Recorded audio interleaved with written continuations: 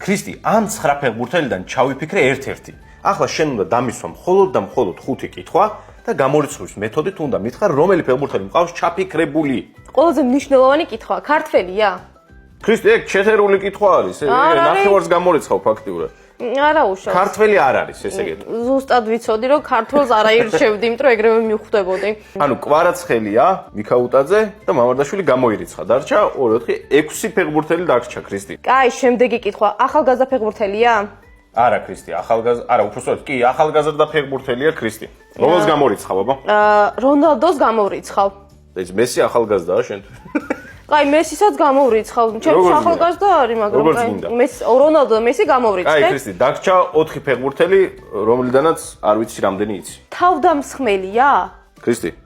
4-ვე თავდამსხმელი. 4-ვე თავდამსხმელი. კი, თავდამსხმელია.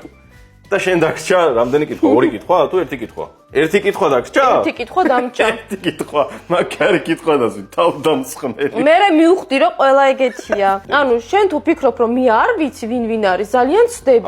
ბაპე არის, იამალი არის, ნეიმარი არის და ჰალანდი არის. ოჩო. ამ 4-დან ყველაზე ახალგაზრდა არის? არა. არა, იამალი არ არის? არ არის. ერთ კითხვას გაგჩუქნი კიდე და შეგეძლო დამისვა. მესისთან ერთად თამაშობდა? კი. დაიცა აქ ორივე მესის და ნეიმარის და ბაპეც თამაშობდა. მე ვფიქრობ რომ ნეიმარი აირჩიე, იმიტომ რომ კარგად თამაშობს და საბოლოო პასუხი მჭირდება. ნეიმარი.